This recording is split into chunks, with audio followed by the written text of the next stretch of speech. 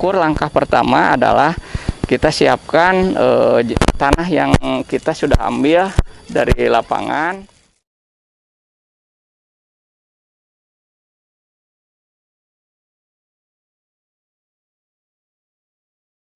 Kalau mengukur nitrogen, mengukur kalium dan fosfor, ini sangat penting karena kita akan memberikan aplikasi pemupukan. Nantinya kita akan menentukan berapa sih dosis yang harus kita berikan pada lahan sawah yang kita uji. Tanah yang sudah dimasukkan ke tabung, kita tambahkan reaksi N1.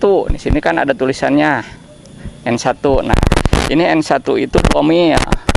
2 mil kita masukkan, kita aduk dengan pengaduk kaca sehingga ini menjadi homogen. Kita tambahkan 2 mil bereaksi N2. Di sini tadi N1, ini adalah N2. Kita tambahkan reaksi ini 2 mil lagi. Kita aduk kembali sehingga akan homogen.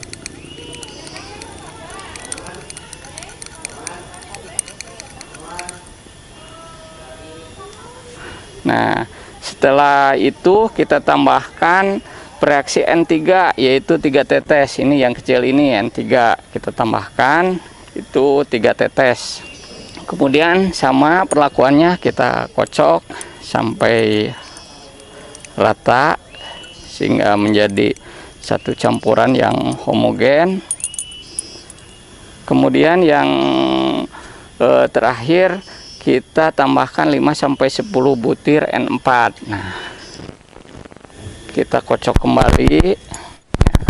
Itu untuk kita menganalisa unsur N atau nitrogen yang ada di dalam tanah yang kita uji itu. Ini dari hasil ini kita sudah bisa membandingkan. Ini kan ada warna. Nah, gampang, di sini sudah ditentukan bagan warnanya, gitu kan? Kemana yang cocoknya, gitu kan? Apa ke sini, apa ke sini? Nah, ini kan cenderungnya ke rendah, gitu kan? Cenderungnya ke rendah, N-nya otomatis. Nah, kan? Sini sudah ada. Kalau misalnya ini kategorinya rendah, N-nya, ini ada rekomendasi pemupukan urea itu 250 untuk tanah berliat dan 300 untuk tanah berpasir.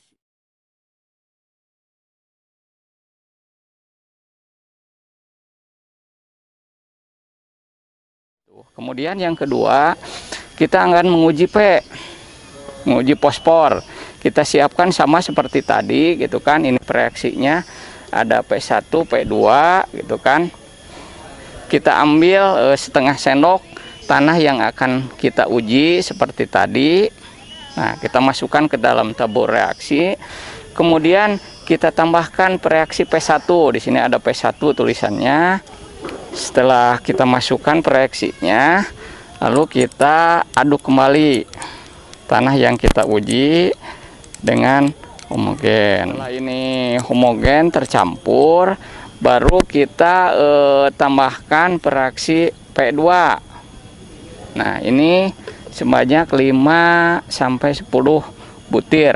Kocok kembali selama 1 menit ini.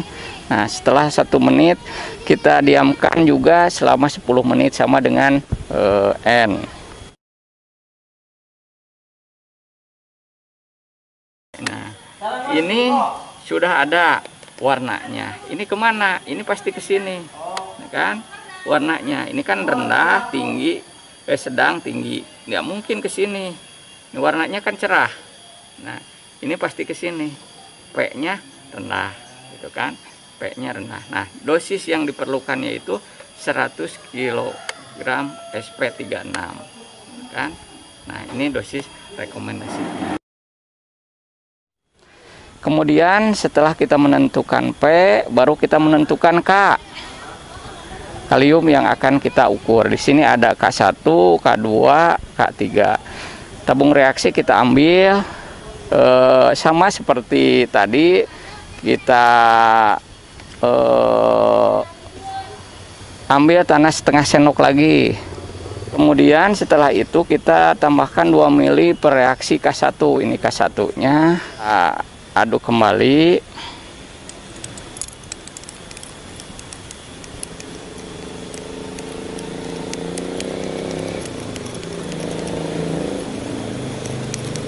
Ini sampai homogen.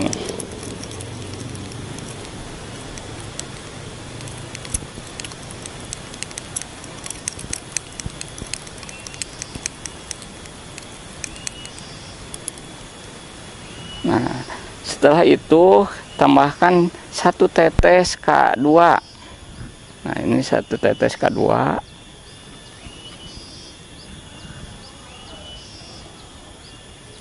Nah, sudah. Setelah itu kita kocok ini selama 1 menit.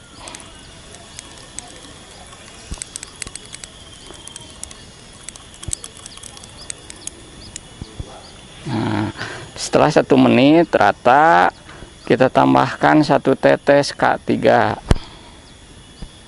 Kocok kembali.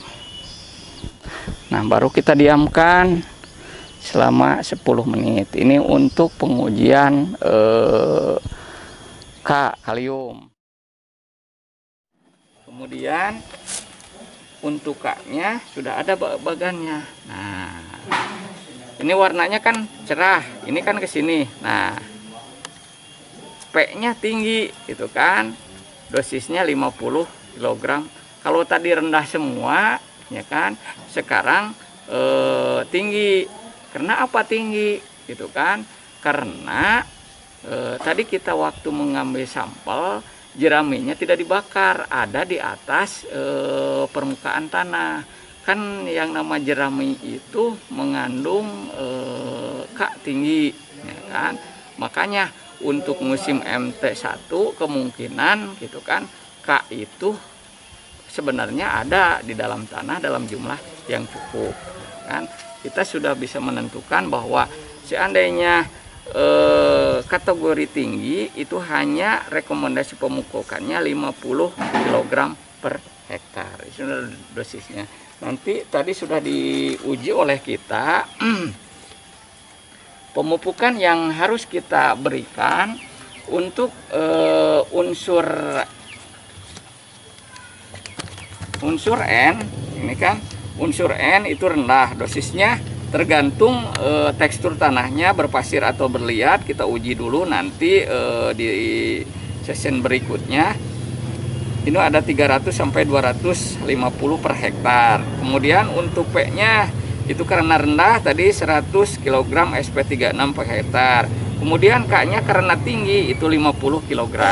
Nah, ini untuk unsur yang tunggal. N itu bisa urea, P bisa SP36, K bisa KCl, itu unsur.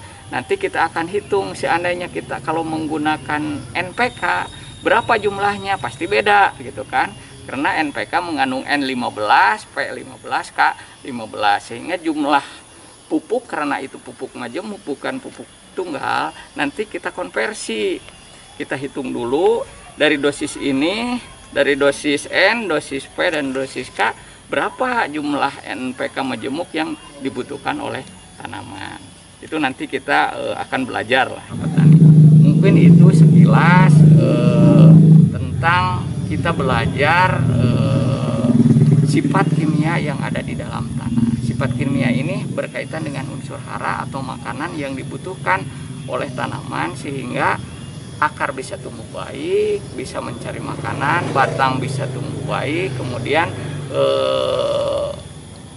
buah juga sesuai yang kita inginkan, contohnya buah padi itu akan berisi gitu kan.